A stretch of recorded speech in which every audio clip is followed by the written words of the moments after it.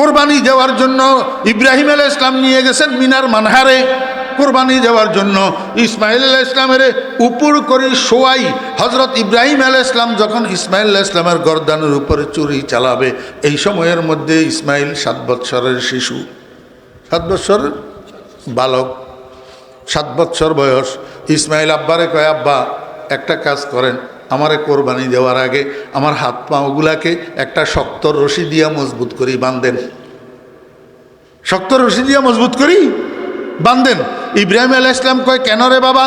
আমার আল্লাহ আমার স্বপ্নের মধ্যে আদেশ করছে তোমারে কোরবানি দেওয়ার জন্য, এটা আমি তোমারে জানাইছি, তুমি সম্মতি জ্ঞাপন করছো, নিজেকে ধৈর্যশীল পাবো এইটাও তো আমারে জানাইছো। হাত পাও রশি দিয়া বাঁধতে হয়, জোর করি কেউ রে কতল করলে, কেউ রে জোর করি জবাই করলে। আমি তো আব্বা তোমারে জোর করি জবাই করতেছি না, আমি তো তোমারে আল্লাহ পাকের হুকুম পালনের জন্য, আল্লাহ পাকের সন্তুষ্টি অর্জনের জন্য তোমারে আমি আল্লাহর রাস্তায় কোরবানি দিতেছি, হাত পাও বাঁধতে হবে কেন? ইসমাইল আলাইহিস সালাম কয়, আব্বা বিষয়টা সেটা নয়। কয়, কি বিষয়? কয়, আমিও তো মানুষ, আপনি যখন আমার গর্দানের উপরে ছুরি চালাইবেন আমি একটু ব্যথা পাবো, ব্যথা পাইতে গেলে ব্যথার চোটে আমি একটু নড়াচড়া করব, একটু লাফালাফি সাইড্ডি করব। এই সাইড্ডি করতে যাইয়া আমার পাও যদি আপনার শরীর মোবারকের সাথে লাগে, আপনি তো আমার আব্বা, আমি তো আপনার সন্তান, আমার পাও আপনার শরীর মোবারকের সাথে লাগলে আমার বেয়াদবি হইয়া যাবে, বেয়াদবি। আর না জানি এই বেয়াদবির কারণে আল্লাহ হয়তো আমার এত বড় কোরবানিটা কবুল নাও করতে পারে। এই জন্য বলতেছি আব্বা, আমার বেয়াদবি যেন না হয়, আমার পাও যেন আপনার শরীরের সাথে না লাগে, আমার হাত পাওগুলাকে একটু বাঁধিয়ে দেন। আপনারা কিতাব দেখেন, ঐতিহাসিকেরা লিখতেছে 7 বৎসরের ইসমাইল পিতৃত্বের মর্যাদা কোথায় শিখলো? ওই মিয়া, পিতৃত্বের সম্মান, পিতার গায়ের সাথে সন্তানের পাও লাগলে বেয়াদবি হয়, এই শিক্ষা ইসমাইল পাইল কোথায়? সে 7 বছরের সন্তান, এখনো তো ইসমাইল কোনো পাঠশালায় ভর্তি হয় নাই, কোনো শিক্ষকের সামনে বসে নাই।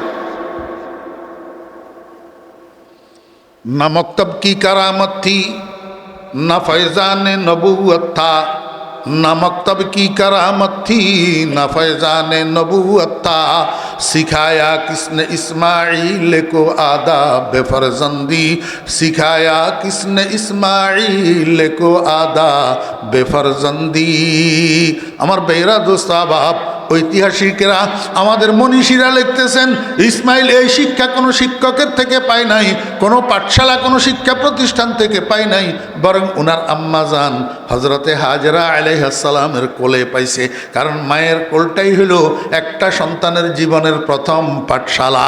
এই মায়ের কোলে সন্তান ভালো শিক্ষা যদি পায় তাহলে সন্তান মানুষের মতো মানুষ হয়, মায়ের কোলে সন্তান যদি ভালো শিক্ষা না পায় তাহলে সন্তান মানুষের মতো মানুষ হয় না। এই জন্য আমার ভাইয়েরা দোস্ত আবাব, আমি আপনাদেরকে বুঝাইতে চেয়েছিলাম পারিবারিক শান্তি, সামাজিক শৃঙ্খলা, জাতীয় নিরাপত্তা পুনর্প্রতিষ্ঠিত কিভাবে করবেন। এখন সমাজে যেই মানুষগুলার বয়স আছে 5 বৎসর, যেই মানুষগুলার বয়স 6 বৎসর, যেই মানুষগুলার বয়স 7 বৎসর, যেই মানুষগুলার বয়স 8, 9, 10 বৎসর, এই মানুষগুলার পিছনে একটু মেহনত করতে হবে। যেগুলা উপরে উঠে গেছে, যুবক যখন যৌবনে পড়ে যায় এই যুবককে আর ঠিক করা যায় না। যুবককে ঠিক করার জন্য 5 বৎসর বয়স থেকে মেহনত করিয়ে আসতে হয়, তারপরে যাইয়া যুবক অরিজিনালিটির উপরে গড়ে উঠে। একটা যুবক যদি অরিজিনালিটির উপরে গড়ে উঠে তাহলে এই যুবকের দ্বারা পারিবারিক শান্তি বিঘ্নিত হবে না, এই যুবকের দ্বারা সামাজিক শৃঙ্খলা বিঘ্নিত হবে না, এই যুবকের দ্বারা জাতীয় নিরাপত্তা বিঘ্নিত হবে না। এবার বন্ধুরা, ভাইয়েরা, মুসলমানেরা, রাস্তা 2টা আছে, একটা জেনারেল আর একটা অ্যারাবিক, একটা জেনারেল আর একটা অ্যারাবিক।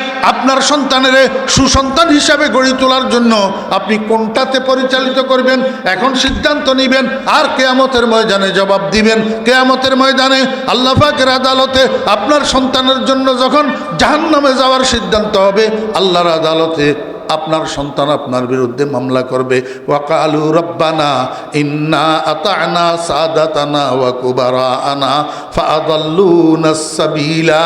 রব্বুল আলামিন, আমি তো অনুসরণ করছিলাম আমার বড়দের, আমি তো অনুসরণ করছিলাম আমার কর্তাদের, আমার উপরে আমার আব্বা ছিল, আমার উপরে আমার বড় ভাই ছিল, ওনারা আমাকে যেই লাইনে পরিচালিত করছে, আমারে যদি আব্বাই মাদ্রাসায় ভর্তি করে প্রতিবাদ করার আমার যোগ্যতা ছিল না, আমারে যদি আব্বাই স্কুলে ভর্তি করে প্রতিবাদ করার আমার যোগ্যতা ছিল না। আমি যাই তৈয়ার হয়েছি, আব্বার পরিচালনার কারণে তৈয়ার হয়েছি। যদি আজকে আমি জাহান্নামের খোরাক হই, তাহলে আমার আব্বারে ডবল শাস্তি দেন, এইটা আমার অনুরোধ। আয় আল্লাহ, আপনার আদালত তো ন্যায়ের আদালত। রব্বানা আতিহিম যিফাইনি মিনাল আযাবি ওয়াল আনহুম লা'নান কাবীরা। আমার বেয়রা দুঃস্বভাব, মাথার গাম পায়ে ফেলি। যেই সন্তানের লালন পালন করলেন, সেই সন্তান দুনিয়াতেও তো আপনার কোনো উপকারে আসলো না। আপনি মরে গেলেন করোনায়, হসপিটালে ডাক্তারে ফোন করলো আপনার লাশ আনার জন্য, সন্তান তো গেল না আপনার লাশ আনার জন্য। আপনি সন্তানের বিয়ে শাদী করাইলেন, ছেলে মেয়ে হইল, এখন সন্তান বউ বাচ্চা লইয়া ফ্ল্যাট বাড়িতে আরামে থাকে, আর আপনারে পাঠাইল বৃদ্ধাশ্রমে। এরপরে আপনি মারা গেলেন, জানাজার নামাজ পড়তে গেল দোয়াটা ঘোড়ার ডিমাও জানে না। দুনিয়াতেও সন্তান দুই পয়সার কাজে আসলো না, আখেরাতে তো আল্লাহ পাকের আদালতে মামলা করি আপনারে জাহান্নামে ঢুকানোর ব্যবস্থা করল। আল্লাহু আকবার। আল্লাহ পাক আমাদেরকে বুঝার এবং আমল করার তৌফিক দান করেন। ও ভাইয়েরা, এখনো সময় আছে। সন্তানদেরকে মাদ্রাসায় পড়ান, সন্তানদেরকে হাক্কানি রব্বানি আলেম বানান, হাফেজে কোরআন বানান। যতগুলো সন্তান আছে পরে জজ ব্যারিস্টার বানাইয়েন, জীবনের শুরুতে একবার হাফেজে কোরআন বানান। খোদার কসম করি কইলাম, মায়ের পর্দায় সন্তান ট্যালেন্ট হয়, মা বেপর্দা চললে সন্তান ডামি সার মেধা করব।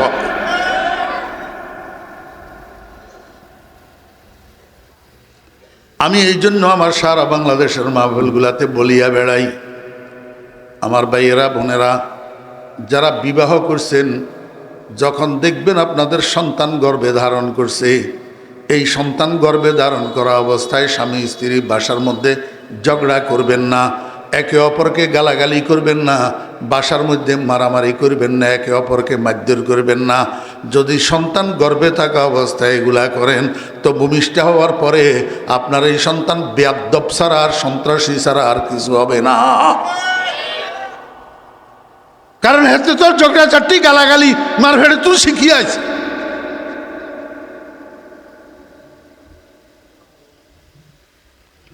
বুয়াদ পাকি জাতি নত পাকে কিরদার, বুয়াদ পাকি জাতি নত পাকে কিরদার, জেনা জাদা নাবাশুদ জুজ জেনাকার, যে মরদুম সগ যে সগ মরদুম নাজায়দ, যে গুন্দুম যাও যে যাও গুন্দুম নায়ায়দ, গোলে আমরা যে হকদার ওয়ায় না হুফতা, যে গুলজারে খলিলুল্লাহ সে গুফতা। আল্লাহ। হযরতে ইউসুফ আলাইহিস সালামের জুলেখা হাপ্তনখানার মধ্যে নিয়ে আবদ্ধ করি ইউসুফ আলাইহিস সালামের কাছে যৌন কামনা নিবারণের আবদার জানায়। নাউজুবিল্লাহি মিন জালিক। হযরতে ইউসুফ আলাইহিস সালামের কাছে জুলেখা জেনা ব্যভিচারের আবেদন করে। হযরত ইউসুফ আলাইহিস সালাম কয়, জুলেখা তুমি বুঝো নাই, তুমি আমাকে চিনতে ভুল করছো। আমার আব্বার নাম ইয়াকুব, তিনি একজন নবী। আমার দাদার নাম ইসহাক, তিনি একজন নবী। আমার পরদাদার নাম ইব্রাহিম, তিনি একজন নবী। আমি ইব্রাহিমের নবুয়তের বাগানের পবিত্র ফুল, এমন পবিত্র ফুলের কাছে তুমি জেনা ব্যভিচারের মতো অপবিত্র কাজের কামনা করতে পারো না, আবদার করতে পারো না। তোমার এই কামনা কসমিন কালেও পুরা হবে না। কারণ মানুষের পেট থেকে মানুষ জন্ম নেয়, কুকুর জন্ম নেয় না। কুকুরের পেট থেকে কুকুরের বাচ্চা জন্মায়, মানুষের বাচ্চা জন্মায় না। ধানের ছড়ার ভিতরে ধান পাওয়া যায়, গম পাওয়া যায় না। গমের ছড়ার মধ্যে গম পাওয়া যায়, ধান পাওয়া যায় না। মা বাপ যদি পবিত্র হয়, সন্তান কোনোদিনও পবিত্র হয় না। আর মা বাপ যদি অপবিত্র হয়, সন্তান চরিত্রবান হয় না। বুয়াদ পাকি জাতি নত পাকে কিরদার, জেনা জাদা নাবাশুদ জুজ জেনাকার, যে মরদুম সগ যে সগ মরদুম নাজায়দ, যে গুন্দুম যাও যে যাও গুন্দুম নায়ায়দ, গোলে আমরা যে হকদার ওয়ায় না হুফতা, যে গুলজারে খলিলুল্লাহ সে গুফতা। আব্দুল কাদের জিলানী রহমতুল্লাহের নাম শুনছেন নি আপনারা? জি, হযরত বড়পীর সাহেব রহমতুল্লাহ আলাইহি কত উঁচা পায়ার মানুষ ছিলেন, এটা আমি আপনাদেরকে বুঝাইতে পারবো না। আব্দুল কাদের জিলানী রহমতুল্লাহের মকাম কত উঁচা ছিল, আজকে ফজর পর্যন্ত বয়ান করলেও শেষ হবে না।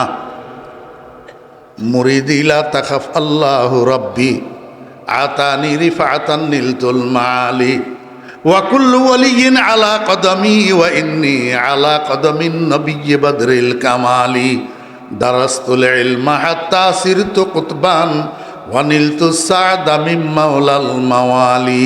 এই কথাগুলো আব্দুল কাদের জিলানী রহমতুল্লাহ আলাইহির আমি অনুবাদ করতেছি না, শুধু পড়লাম ওলামায়ে কেরামরা যাতে বুঝে।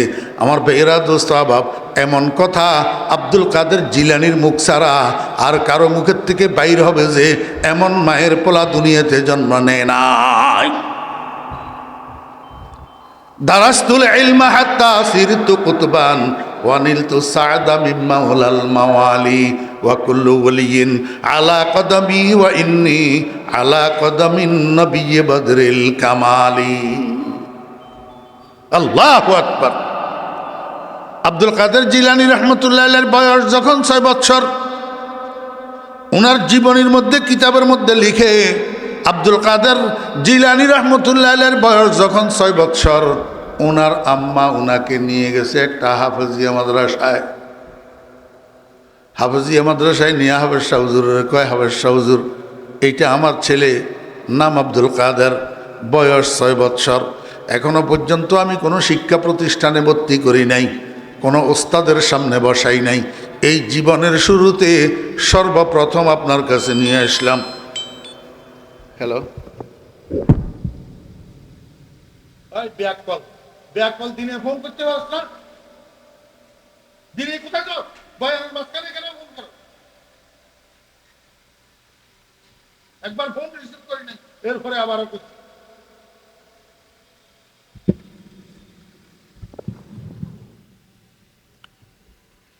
এটা নিচের দিকে নামে গেছে রে, তুমি একটা রাখো, করলে করলেন যার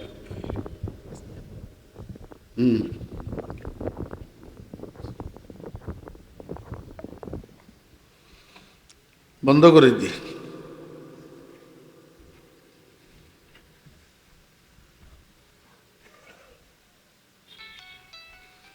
বন্ধ করে দিয়ে ছাড়া শান্তি নেই।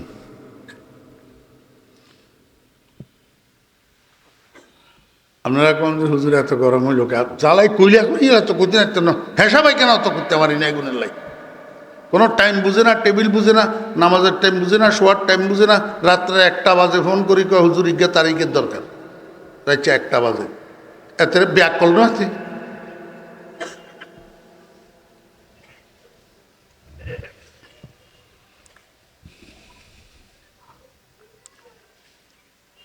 মনে আছে না ভুলে গেছেন? হয় না, ইয়ে মনে আছে।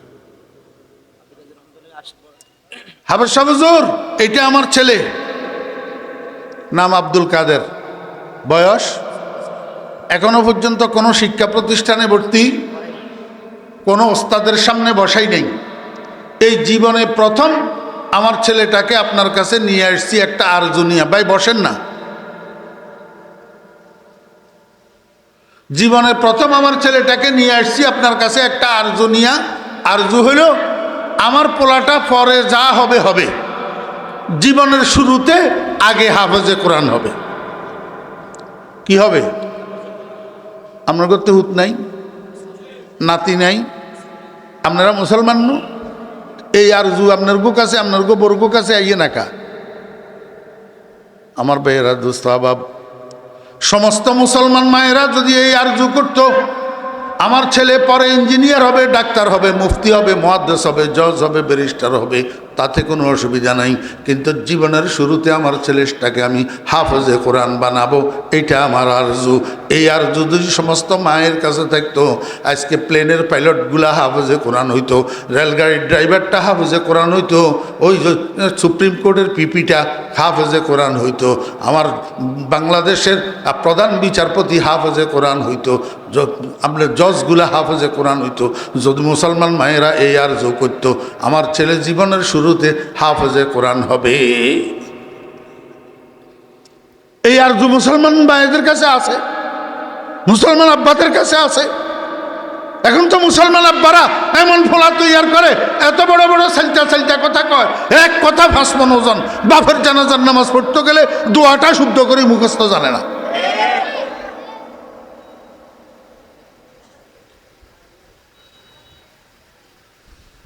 বাপজিয়ার জানাজা উঠতে গেছে, হিয়ায়ও হিয়ার বাপেরে ঠকাইছে। বাপজিয়ার জানাজা উঠতে গেছে, হিয়ায়ও হিয়ার বাপেরে ঠকাইছে। দোয়া সারা জানাজার নামাজ হরি চলিয়ে আছে। অন হেবেড়া মরছে, হেবেড়ার উঠিও হেবেড়ারে ঠকার, দোয়া সারা জানাজার নামাজ হরি চলিয়ে গেছে। এই ঠকঠকা চলতে আছে, চলতে আছে ঠকঠকা। দুনিয়ার বান্দ্রামি বিজ্ঞান শিখাইতো আরে হলারে, দুনিয়ার বান্দ্রামি বিজ্ঞান শিখতো আরে হলায়। বিতিরের নামাজের দোয়ায় কোন উদ্দেশ্য শুদ্ধ করি মুখস্থ করতে হারে না। মুসলমানের হোলা, মুসলমান নামের কলঙ্ক।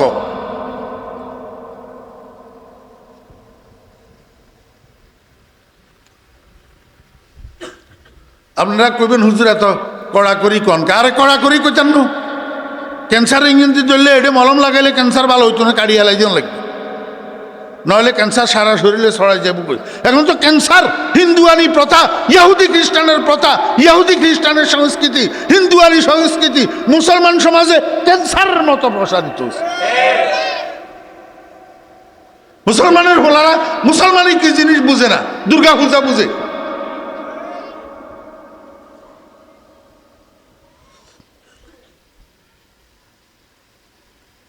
আব্দুল কাদের জিলানী রহমতুল্লাহ আলাইহির মায় কয়, হুজুর হাবশা হুজুর, আমি আমার ছেলেটারে আপনার সফরদ করে গেলাম, আপনি আমাকে একটা হাফেজে কোরআন উপহার দিবেন।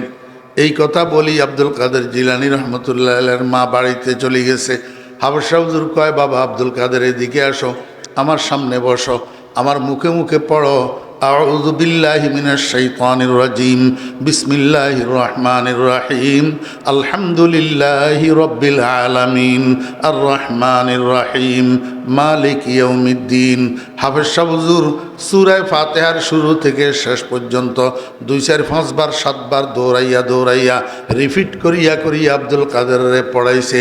এরপরে কয়, বাবা আব্দুল কাদের, এতক্ষণ পর্যন্ত যেই সূরাটা আমি তোমাকে পড়াইলাম এটা আমারে মুখস্থ শুনাইতে পারবানি, তোমার মুখস্থ হইছে নি? আব্দুল কাদের কয়, জি হুজুর আলহামদুলিল্লাহ পারবো। তাহলে একটু শোনাও। হাফেজ সাহেব হুজুর চোখ বন্ধ করে নিছে, আর আব্দুল কাদের, শিশু আব্দুল কাদের হাফেজ সাহেব হুজুরের সূরা ফাতিহা শোনায়। আউযু বিল্লাহি মিনাশ শাইতানির রাজিম বিসমিল্লাহির রহমানির রহিম আলহামদুলিল্লাহি রাব্বিল আলামিন। শুনাইতে শুনাইতে যখন গায়রিল মাগদুবি আলাইহিম ওয়ালাদ-দাল্লিন আমিন বলছে, হাফেজ সাহেব হুজুর চোখ খুলছে, মনে করছে আব্দুল কাদেরের পড়া শেষ। আব্দুল কাদেরের পড়া শেষ। ওমা চোখ খুলি তো হাফেজ সাহেব হুজুর অবাক করেছে, আব্দুল কাদের তো থামে না। এবার আব্দুল কাদের কয়, বিসমিল্লাহির রহমানির রহিম আলিফ লাম মিম যালিকাল কিতাব লা রাইবা ফিহি হুদাল লিল মুত্তাকিন। আব্দুল কাদের আমিন বলি শেষ করে নাই, এখন সূরা বাকারার শুরু থেকে তেলাওয়াত শুরু করছে। হাফেজ সাহেব হুজুর অবাক হয়ে তাকাই রয়েছে, কয় আচ্ছা দেখি কদ্দুরা পড়ে কদ্দুরা যায়, দেখি না একটু। চুপ করে শুনে রয়েছে। আর শিশু আব্দুল কাদের চলছে তো চলছে গাড়ি যাত্রা বাড়ি, আর থামে না। আমার ভাইরা একেবারে 18 ফারাতে যাইয়া থামছে। কয় ফারাত? 18 ফারাত। হাফেজ সাহেব হুজুর কয়, রে কে আসত? আব্দুল কাদের মারে একটু খবর দে। আব্দুল কাদের মা আসছে। হাফেজ সাহেব হুজুর কয়, বোন আপনি কি কইলেন, বাস্তবতা কি? হুজুর কি হয়েছে? আপনি না কইলেন আপনার ফোলারে কোনো শিক্ষা প্রতিষ্ঠানে ভর্তি করেন নাই, কোনো ওস্তাদের সামনে বসান নাই, জীবনে সর্বপ্রথম আমার কাছে নিয়ে আসছেন। আমি জীবনের শুরুতে সর্বপ্রথম তারে সূরা ফাতিহাটা শুরু থেকে শেষ পর্যন্ত রিপিট করি 5-7 বার 10 বার পড়াইলাম। এরপরে সূরা ফাতিহাটা মুখস্থ আমারে শুনাইতে কইলাম। আমি চোখ বন্ধ করে শুনতেছি। সূরা ফাতিহা যখন শুনানি শেষ হয়েছে চোখ খুললাম, কিন্তু আপনার ছেলে তো তেলাওয়াত বন্ধ করল না। আপনার ছেলে সূরা বাকারার শুরু থেকে তেলাওয়াত শুরু করছে। আমি মনে মনে চিন্তা করলাম, দেখি কতটুক যায় কতটুক পড়ে। আপনার ছেলে 18 পারাতে যাইয়া থামছে। এই 18 পারা কোরআন শরীফ আব্দুল কাদের আমারে মুখস্থ শুনাইয়া দিছে। এখন আপনার কথার সাথে মিলল না। আপনি কইলেন কোনো শিক্ষকের সামনে বসান নাই, কোনো শিক্ষা প্রতিষ্ঠানে ভর্তি করেন নাই, তাহলে আব্দুল কাদের 18 পারা কোরআন শরীফ কোথায় মুখস্থ করল? আব্দুল কাদেরের মায় কয়, হাফেজ সাহেব হুজুর আমার আব্দুল কাদের 18 পারা কোথায় মুখস্থ করছে আমি জানি। হাফেজ সাহেব হুজুর কয় আমার বড় টেনশন হইতেছে, তাড়াতাড়ি বলেন তাড়াতাড়ি। আব্দুল কাদেরের মায়ে কয় হুজুর আমি একটা মহিলা, আমি বেশি বেশি কোরআন তেলাওয়াত করি। আমার কাজের ফাঁকে আমি একটু অবসর সময় পাইলেই অজু করি, কোরআন শরীফ নিয়ে বসি। আর বিশেষ করি আমার আব্দুল কাদের যখন আমার গর্বে আসছে তখন আমি কাজের পরিমাণ আরও কমাই ফেলছি, কাজের সময় সংকীর্ণ করি, অবসর সময়টা বাড়াইয়া কোরআন তেলাওয়াতের মাত্রা আমি আরও বাড়াই দিছি। আমি এত পরিমাণ আব্দুল কাদেরকে গর্বে লইয়া কোরআন তেলাওয়াত করছি। আমার তো মনে হয় আমার আব্দুল কাদের আমার ফেটে থাকিয়া আমার জোবানের তেলাওয়াত শুনিয়া শুনিয়া ওরে আমার গর্বের ভিতরেই 18 পারা কোরআনের হাফেজ হইয়া গেছে। আমার মা বোনেরা এবার একটু খেয়াল করেন, যদি আব্দুল কাদের জিলানী রহমতুল্লাহের মায়ের তেলাওয়াত শুনিয়া শুনিয়া যদি আব্দুল কাদের মায়ের গর্বের ভিতরে 18 পারার কোরআনের হাফেজ হইয়া যাইতে পারে, মায়ের তেলাওয়াতের এফেক্ট যদি গর্বের আব্দুল কাদের উপরে পড়ে, বর্তমান আলট্রা মডার্ন মায়েরা যারা কাজ করে ফাঁসে দিই মোবাইলের গানের অপশন চালু করে দিই, গান শুনতে শুনতে কাজ করে, রাত্রে মোবাইলের গানের অপশন চালু করে দিই, বালিশের কাছে মোবাইলটা রাখি, ঘুমাইয়া পড়ে। অনেক সময় এমন হয় ঘুম আসি যায় কিন্তু গান চলতে থাকে, বন্ধ করার সুযোগ থাকে না। আমার ভাইয়েরা, অনেক মায়েরা রাত জাগিয়া রাত্রের 12টা 1টা 2টা পর্যন্ত ইউটিউবের ভিতরে বাংলা হিন্দি ছায়াছবি দেখিয়া দেখিয়া ঘুমায়, বাংলা হিন্দি ছায়াছবির গান শুনিয়া শুনিয়া ঘুমায়। আমাকে একটু বলেন, আব্দুল কাদের জিলানী রহমতুল্লাহ আলাইহির মায়ের কোরআন তেলাওয়াতের এফেক্ট যদি গর্ভের সন্তানের উপর পড়ে, এই মাগুলার এই কাজগুলার এফেক্ট গর্ভের সন্তানের উপরে পড়ে না না পড়ে? আব্দুল কাদের জিলানী মায়ের পেট থেকে 18 পারা কোরআন শরীফের হাফেজ হইয়া যদি বাইর হয়, তাহলে এই আলট্রা মডার্ন মায়েদের সন্তান মায়ের পেট থেকে কিসের হাফেজ হইয়া বাইর হয়? শত শত গানের হাফেজ হইয়া বাইর হয়। আর এই সন্তান ভূমিষ্ঠ হওয়ার পরে এটার থেকে ভালো কিছু কেমনে আশা করবেন? এই সন্তান বেয়াদ্দব না হইয়া কি হবে, সন্ত্রাসী না হইয়া কি হবে, চোর আর গুন্ডা না হইয়া কি হবে? হ্যাঁ, পরের দিন ফলার মেট্রিক পরীক্ষা,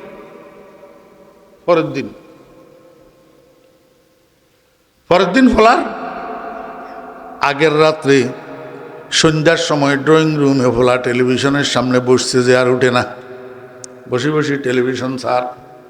মায়ায় কয় বাবারে রেজিস্ট্রেশন করলি, ফর্ম ফিল আপ করলি, পরীক্ষার ফিস দিলি, এতগুলো টাকা খরচ করার পরে এখন যে তুই লেখাপড়া করস না, তুই পরীক্ষা দিবি কেমনে?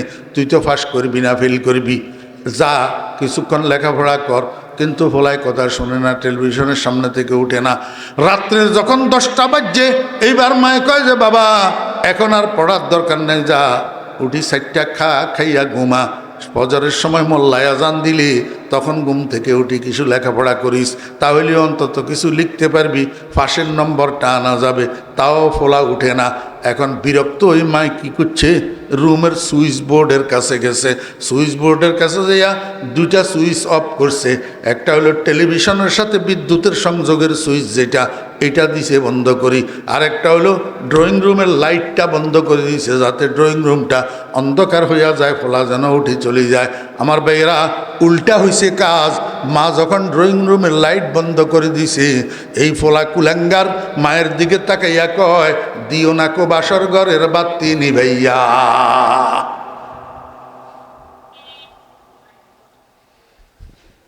যেগুনের ঠোঁড়িতে আসনি এর এগুনের তাহায়া সরম নাই, যেগুনের ঠোঁড়িতে আসনি এর এগুনের তাহায়া সরম নাই। কোন সুসন্তানের মুখ থেকে মায়ের জন্য এই কথা বাইর হয়? হ্যাঁ, আস্তাগফিরুল্লাহ, লা হাওলা ওয়ালা কুওয়াতা ইল্লা বিল্লাহ। মেট্রিক পরীক্ষার্থী একটা ফোলার বয়স কত? হয় না,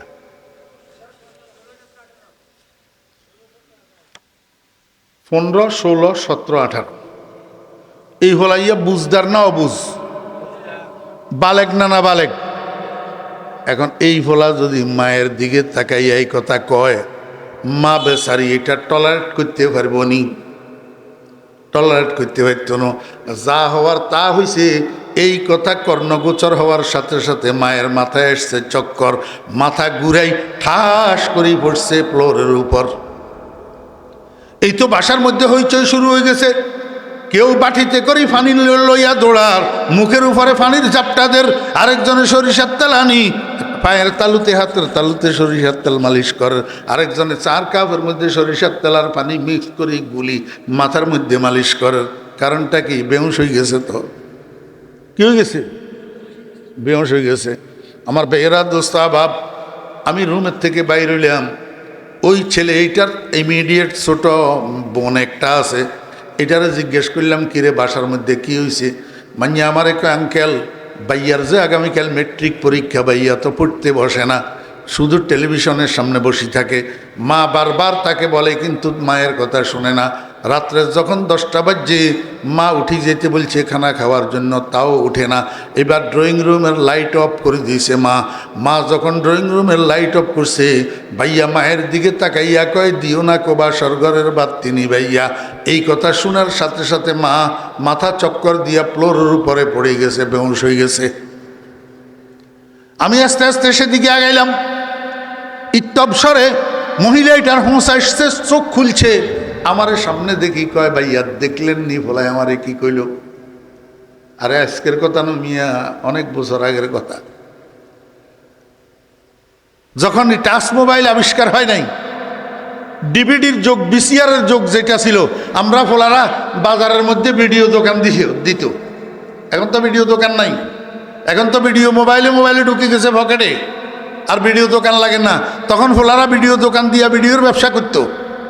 ডিভিডি সেট যুগ, এত বড় বড় সিনেমার ক্যাসেট, বাংলা সিনেমার, হিন্দি সিনেমার ক্যাসেট ডিভিডি মেশিনের ভিতরে ঢুকাইয়া, এই ডিভিডি মেশিনের কানেকশন টেলিভিশনের লগে লাগাইলে টেলিভিশনের মধ্যে পূর্ণ দৈর্ঘ্য ছায়াছবি 3 ঘন্টা পর্যন্ত দেখায়। এগুলা চাইতো মানুষে ঘরে ঘরে, এগুলা মা কয় না লাগে যে আপনারা কিছু দেখেন না লাগে, খালি বিজ্ঞান আয় দেখছি লাগে। হ্যাঁ,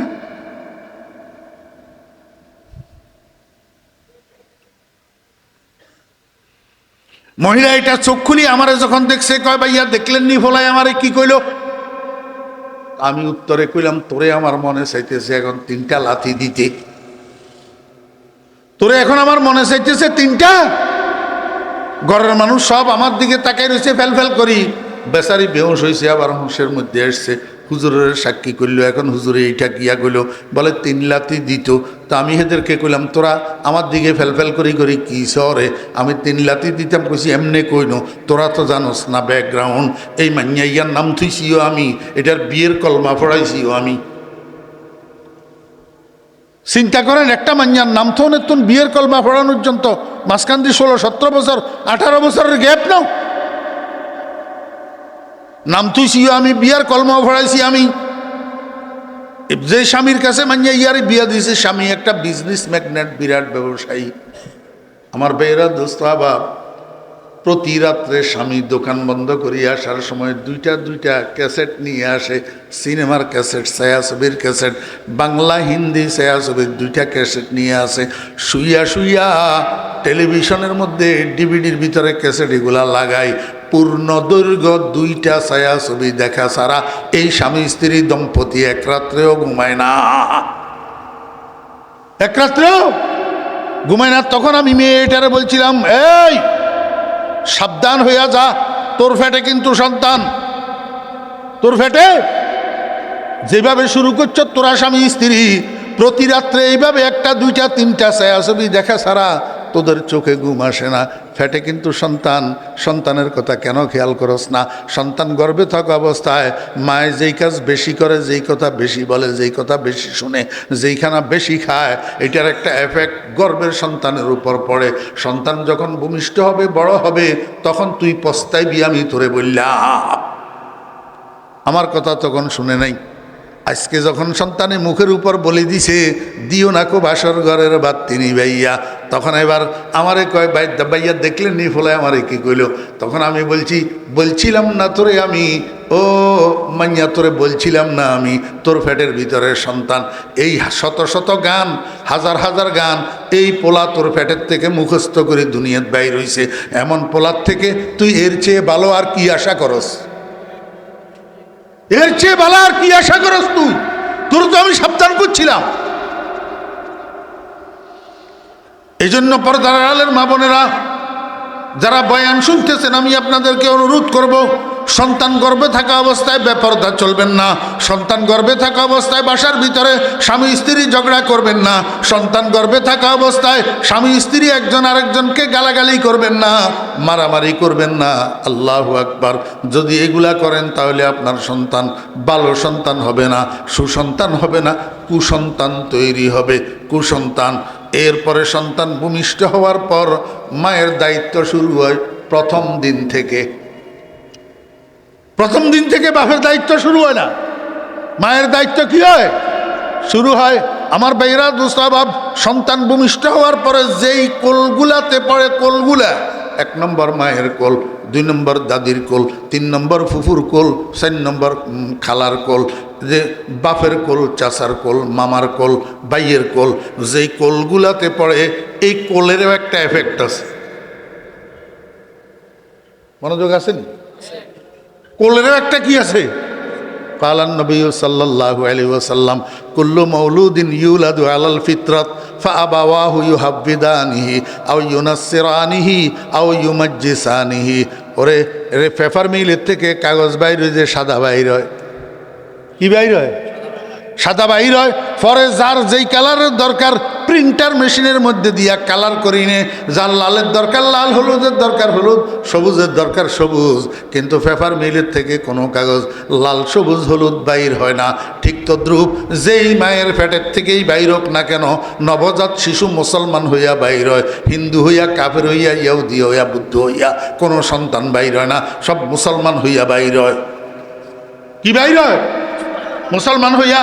আল্লাহ হাবিব জনাব রাসূলুল্লাহ সাল্লাল্লাহু আলাইহি ওয়াসাল্লাম ইরশাদ করেন, যেই কোলে সন্তান পড়ে, যেই কোলে সন্তান উঠে, যেই কোলের সন্তানকে ধারণ করে, এই কোলের ভিতরে থাকা অবস্থায় সন্তানের কানে দি কি ঢুকে, এইটা হইল দেখার বিষয়।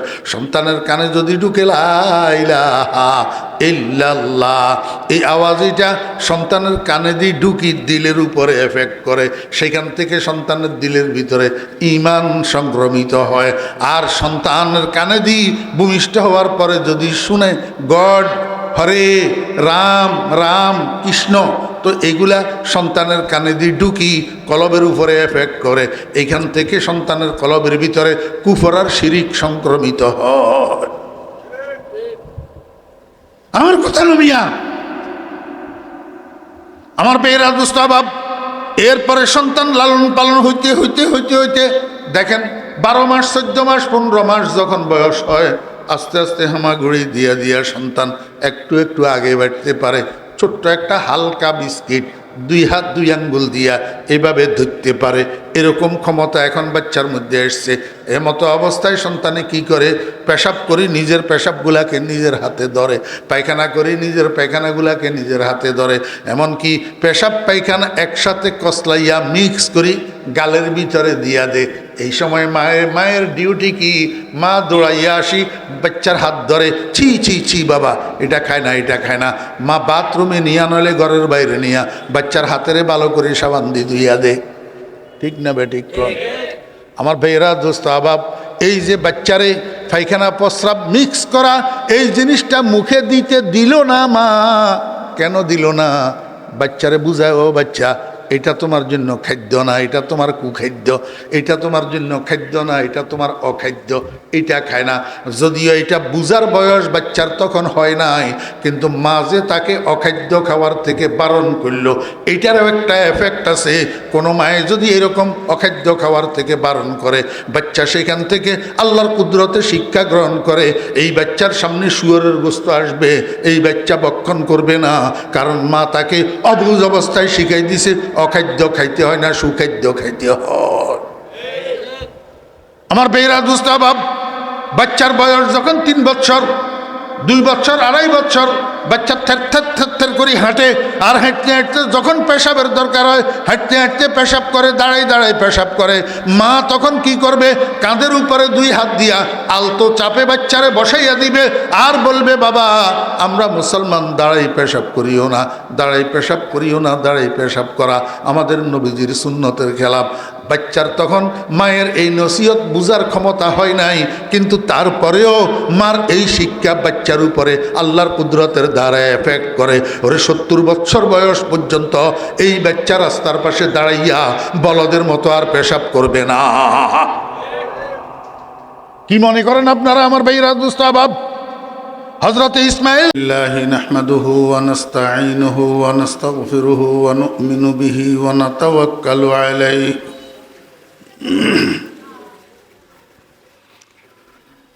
ওয়া নাউযু বিল্লাহি মিন শুরুরি আনফুসিনা ওয়া মিন সাইয়্যাতি আ'মালিনা من يهد الله فلا مضل له ومن يضلله فلا هادي له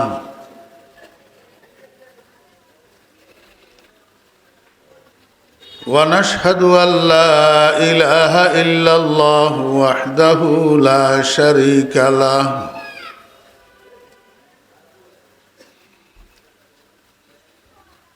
ونشهد أن سيدنا وسندنا وحبيبنا ومولانا محمدا عبده ورسوله صلى الله تعالى عليه وعلى آله وأصحابه وبارك وسلم أما بعد فأعوذ بالله من الشيطان الرجيم بسم الله الرحمن الرحيم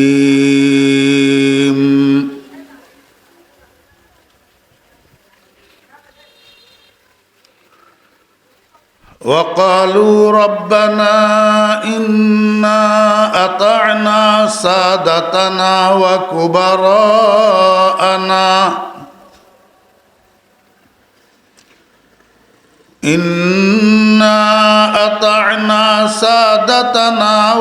وكبراءنا فأضلونا السبيلا ربنا آتهم ضعفين من العذاب والعنهم لعنا كبيرا صدق الله مولانا العظيم قال رسول الله صلى الله عليه وسلم كل مولود يولد على الفطرة فأبواه يهودانه أو ينصرانه أو يمجسانه وصدق رسوله النبي الأمي الكريم ونحن على ذلك لمن الشاهدين والشاكرين ربنا تقبل منا إنك أنت السميع العليم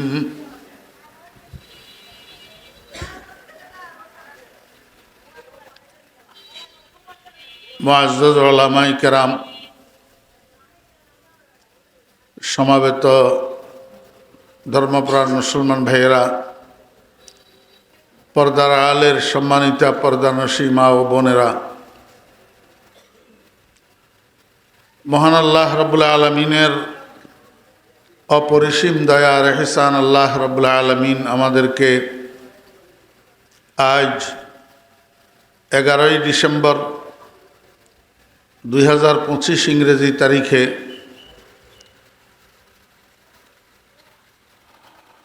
নোয়াখালী বেগমগঞ্জ থানার অন্তর্গত চৌমুহনী হাজিপুর আদর্শ জনকল্যাণ ফাউন্ডেশনের উদ্যোগে আয়োজিত 3 দিনব্যাপী এই মহতী তাফসিরুল কোরআন মাহফিলের আজ মধ্যবর্তী দিবসে আমাদেরকে অংশগ্রহণ করার তৌফিক দিয়েছেন। এই জন্য আমরা সবাই মহান রব্বুল আলামিনের শুকর আদায় করি, আলহামদুলিল্লাহ।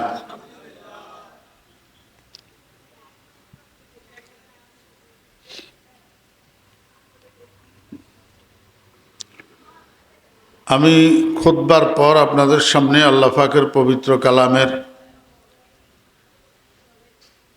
ছোট্ট একখানা আয়াতে কারিমা তিলাওয়াত করেছি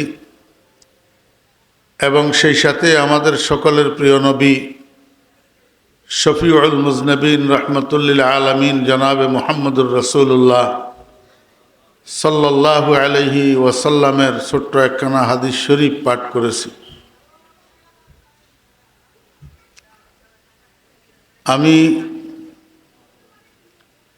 অল্প সময় আপনাদের সামনে কিছু কথা বলার আশা করছি, যদি আল্লাহ পাক তৌফিক দেন। আজকে আমার কথা বলার বিষয় হইল, আজকে আমাদের পরিবারে শান্তি নেই, সমাজে শান্তি নেই, দেশে শান্তি নেই, শৃঙ্খলা নেই, নিরাপত্তা নেই। এটার কারণ কি এবং এটার থেকে উত্তরণের উপায় কি? পারিবারিক শান্তি, সামাজিক শৃঙ্খলা, জাতীয় নিরাপত্তা কিভাবে পুনর্প্রতিষ্ঠিত করা যায়, এই বিষয়ের উপরে অল্প কিছু আলোচনা আপনাদের খেদমতে রাখার আশাবাদী। ওয়ামা তৌফিক ইল্লা বিল্লাহ।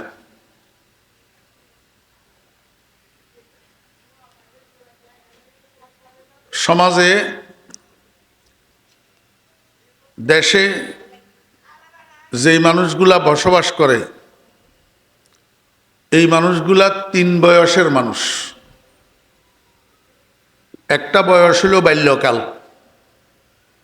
আরেকটা বয়স হলো যৌবনকাল, আরেকটা বয়স হলো বৃদ্ধকাল।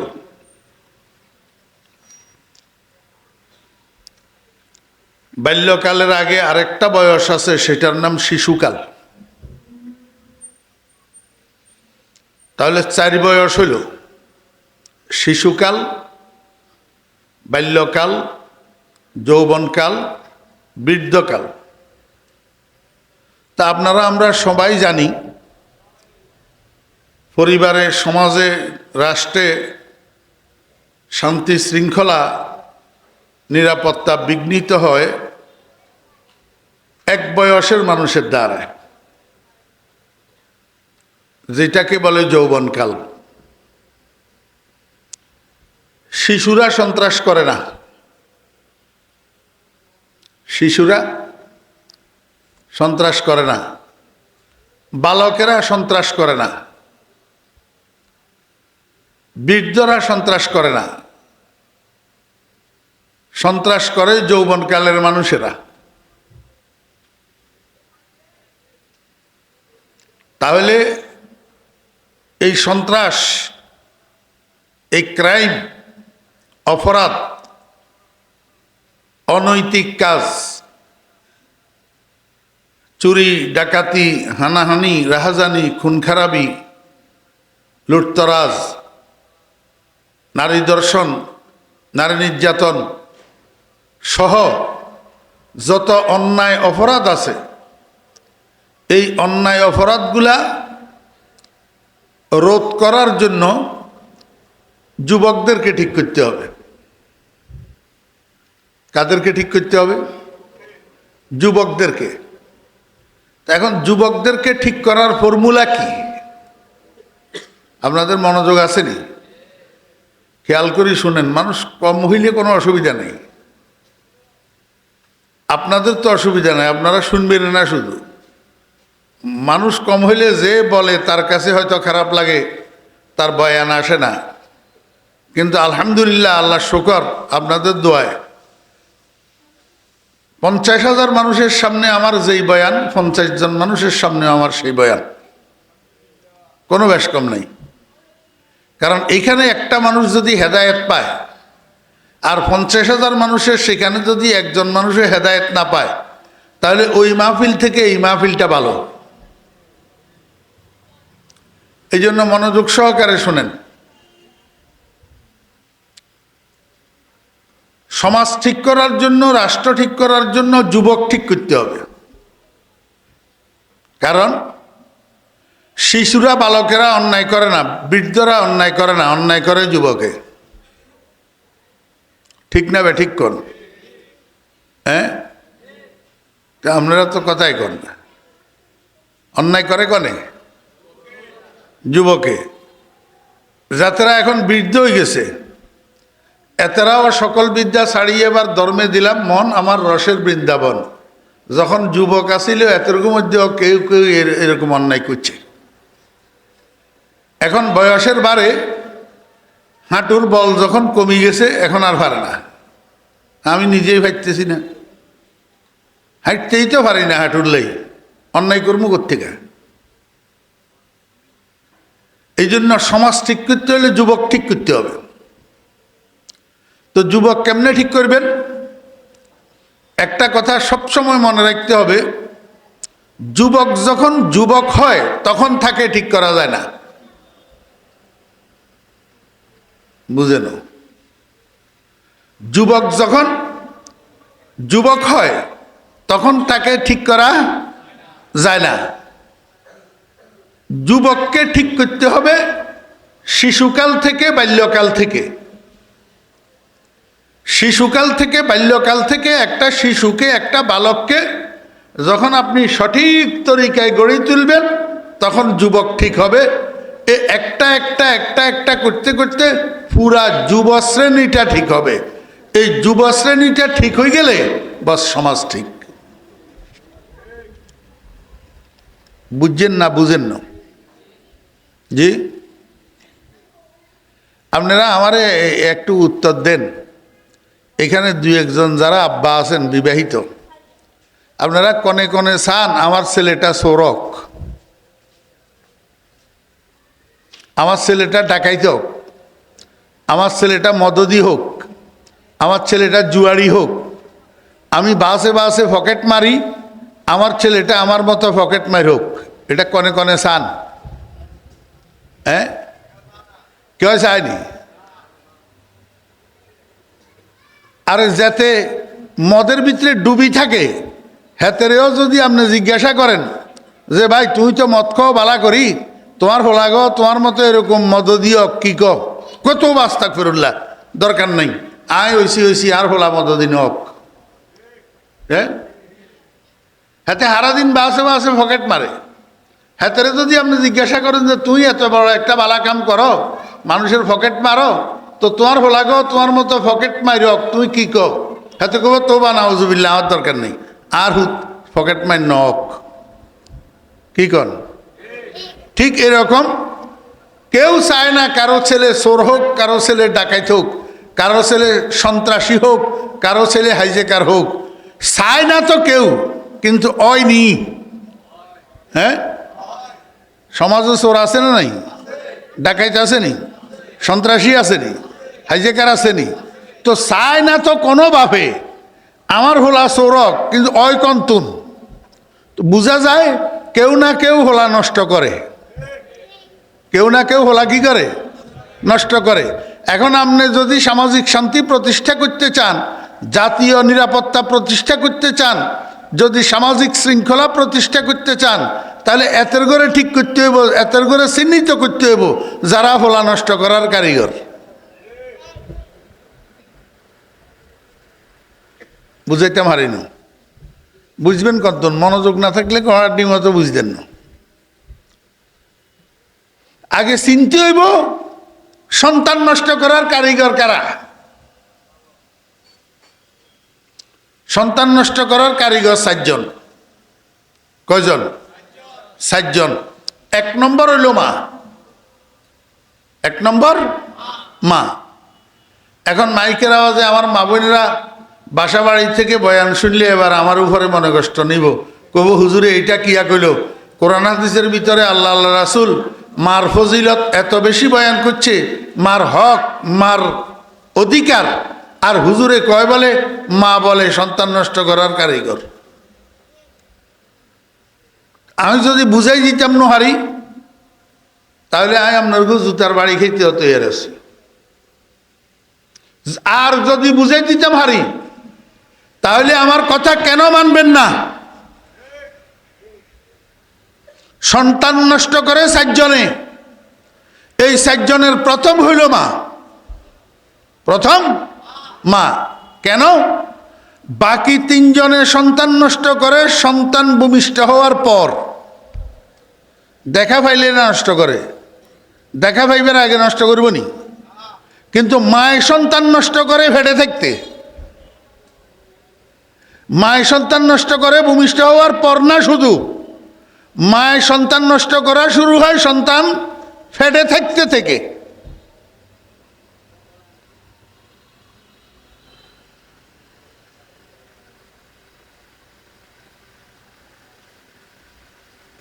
দোস্ত কিছে তোমার, কি সমস্যা?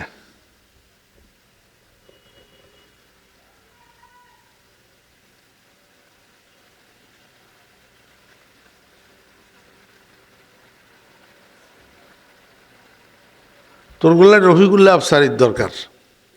এই সিটিং মিটিং কয়জন, এই তোর করে এখানে কন দরকার। তোরা বালা কথার মানুষ না।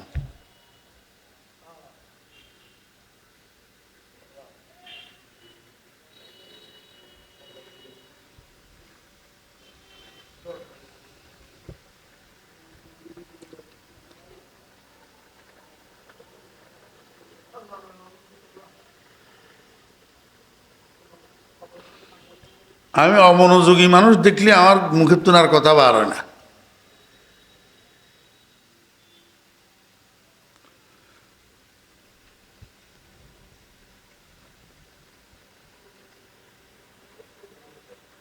মায়ের সন্তান নষ্ট করে কখন? ফেটে থাকতে। কেমনে নষ্ট করে? সন্তান গর্ভে লইয়া মা যেই কাজ বেশি করে, যেই কথা বেশি বলে, যেই খানা বেশি খায়, এটার একটা এফেক্ট গর্ভের সন্তানের উপর পড়ে। সন্তান গর্ভে লইয়া মা যদি মিষ্টি বেশি খায়, তো ভূমিষ্ঠ হওয়ার পরে জীবদ্দশায় সন্তান এটা মিষ্টি প্রিয় হয়। সন্তান গর্ভে লইয়া মা যদি জাল বেশি খায়, তো ভূমিষ্ঠ হওয়ার পরে জীবদ্দশায় সন্তান এটা জাল প্রিয় হয়। একটা হোটেলের একটা টেবিলের 2 পাশে 2টা চেয়ার, 2 চেয়ারের মধ্যে কাস্টমার 2 জন যাইয়া বইছে। একজনে মেসিয়ারে ডাকি কইল, মেসিয়ার ভাই আমারে 2টা পরোটা দেন, আর বেশি করে শিরা দিয়ে একটা মিষ্টি দেন। তার অর্থ এই ভদ্রলোক মিষ্টির শিরার ভিতরে সুবাই সুবাই পরোটা দোনোগা খাইব। আরেকজনে মেসিয়ারে অর্ডার দিল, মেসিয়ার ভাই আমারে 2টা পরোটা দেন, আর বেশি করে কাঁচা মরিচ দিয়ে একটা ডিম মামলেট দিত কোন। তাহলে এই 2টা অর্ডারের থেকে আপনারা কি বুঝলেন? যে একজন কাস্টমার মিষ্টি প্রিয়, আরেকজন কাস্টমার জাল প্রিয়। ঠিক না বেঠিক কোন? এমনি দেখতে শুনতে দুজন একরকম ন? কেউ তো চোখ 3 গা নাকি, না কান 4 ব্যাজ্ঞান এক ন, কিন্তু রুচি ভিন্ন। রুচি ভিন্ন, একের হুবহু তাই। এ দেখবেন রাস্তার উপরে মানুষ বেগুন আড়ে, যে বেগুনের চোখ কান হাত ঠ্যাং বেগুন একরকম, কিন্তু গতি ভিন্ন, রুচি ভিন্ন। সুমনি বাজারিতে যত মানুষ ঘুরে, দেখতে শুনতে চোখ কান হাত পাও বেগুন এক কিসিম, কিন্তু কতগুলা মানুষের গতি মসজিদের দিকে, আর কতগুলা মানুষের গতি মন্দিরের দিকে। গতি সমান নেই। মসজিদের দিকে গতিকার ইমানদারের, আর মন্দিরের দিকে গতিকার বেঈমানের। মাইলে মোমেন সোয়ে মসজিদ মিশাওয়াদ, মাইলে মোমেন সোয়ে মসজিদ মিশাওয়াদ, মাইলে হিন্দু সোয়ে মন্দির মিশাওয়াদ। দেখতে শুনতে একরকম, কিন্তু গতি ভিন্ন। আল্লাহু আকবার। দেখতে শুনতে একরকম, কিন্তু রুচি ভিন্ন। রুচি ভিন্ন। একজনের রুচি হলো মিষ্টি, আরেকজনের রুচি হলো জাল। ঠিক তদ্রূপ একজনের রুচি হইল ওয়াজ মাহফিল, আরেকজনের রুচি হইল নাটকের অনুষ্ঠান। রুচি বাসের ভিতরে উঠছে, প্যাসেঞ্জার একজনে কয় সুপারভাইজার সাহেব একটা গানের ক্যাসেট লাগান, আরেকজনে কয় এই সুপারভাইজার খবরদার, এই গাড়ির মধ্যে কোনো গান বাজতে পারবে না, যদি থাকে ওয়াজের ক্যাসেট লাগা। আরেকজনে কয় এই সুপারভাইজার এখানে কোনো ওয়াজ কোনো গান কিচ্ছু চলবে না, আমরা ঘুমামো, কোনো ক্যাসেট লাগাইও না। রুচি একরকম না ভিন্ন? আল্লাহু আকবার। কেউ রাত্রে 3টা পর্যন্ত মোবাইল টিভি ইউটিউব চালাই, ফ্রি ফায়ার খেলি, ফেসবুক চালাই, রাত্রে 3টা বাজে ঘুম যার। আর কেউ রাত্রে 3টা বাজে ঘুমে তুন উঠি ঠান্ডা পানি দিয়ে অজু করি তাহাজ্জুদের মুসল্লায় দাঁড়ার। বেশ কম আছে না নাই? রুচি বেশ কম, গতি বেশ কম। আল্লাহু আকবার। সিফাতে নফসামা শাহওয়াতে গুজিদন, সিফাতে দিলহামাতাত বেকারদান। একজনের রুচি হলো আল্লাহর সমস্ত নাফরমানির মধ্যে ডুবি থাকা, আরেকজনের রুচি হলো আল্লাহর সমস্ত বন্দেগীর ভিতরে ডুবি থাকা। রুচি বেশ কম আছে না নাই? কিন্তু মা এক কুইগার হেডে তুন বার হইছে, মা এক কুইগার হেডে তুন বার হইছে। ইজ্ঞা হাটাজারি মাঝে সাতুন এফতা পড়িয়ায় মুফতি সাহেব হইছে, আর ইজ্ঞা সন্ত্রাসের গডফাদার। হেড এক কুইগা তুন বার হইছে। গতি বেশ কম, রুচি বেশ কম।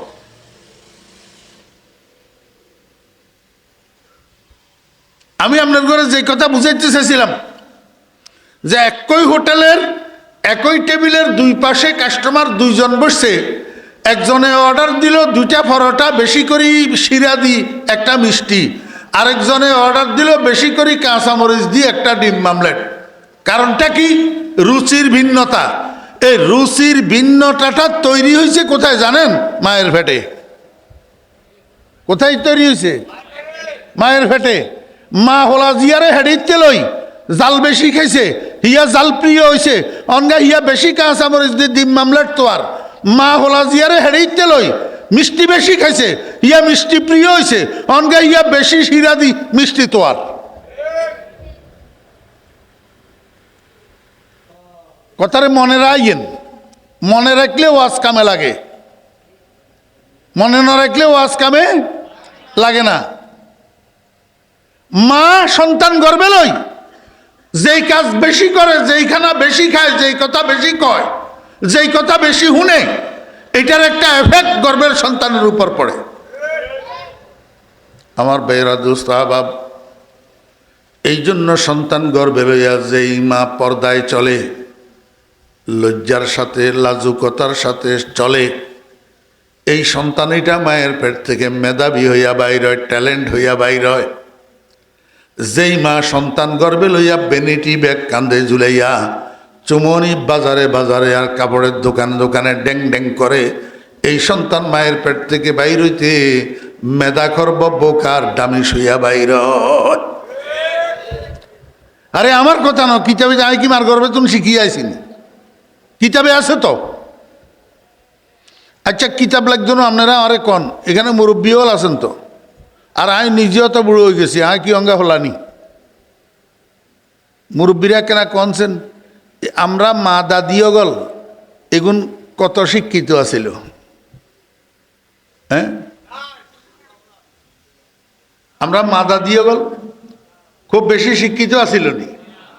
না, আগের যুগের মহিলারা এত বেশি শিক্ষিত ছিল না। অনেক মা দাদি তো টাকাও চিনত না, নোটও চিনত না। আমার মারও এই অবস্থা আছে, নোট চিনত না। আমি আমার মাতুন এই কত 100 টাকার নোট লই যাই খাই এলাইছি 20 টাকা কই কই। নোট চিনত না। কিন্তু আলহামদুলিল্লাহ আল্লাহ পাক আমার আম্মাকে জান্নাতুল ফেরদাউস নসিব করেন। আমার আম্মা রত্নগর্ভা মহিলা, এই মহিলার পেটের থেকে ছেলে মেয়ে যতগুলা বাইর হইছে, এবার ছেলে মেয়েদের ঘর থেকে নাতি নাতনি যতগুলা বাইর হইছে, সব ট্যালেন্ট, সব মেধাবী, বোকা কোনো সন্তান আমার মার বংশের ভিতরে নেই। খালি ডামিস থাকলে আমি আছি, বোকা নাই। চ্যালেঞ্জ, আপনারা খবর লন তাহলে। আমার বাগিনা বাগনি হগল, আমার বাতিজা বাতিজি হগল, আর গুণ বোকা নাই। এটা মায়ের গর্বের গুণ। আর এখন আল্ট্রা মডার্ন যুগের আল্ট্রা মডার্ন শিক্ষিত মহিলারা বাচ্চারে পড়াইতেছে, দুই চারটা পাঁচটা হাউস টিউটর, টিউশন মাস্টার বাসায় রাখি পড়ায়, কোচিং করায়। এরপরেও দেখা গেছে 10 বিষয়ে পরীক্ষা দিলে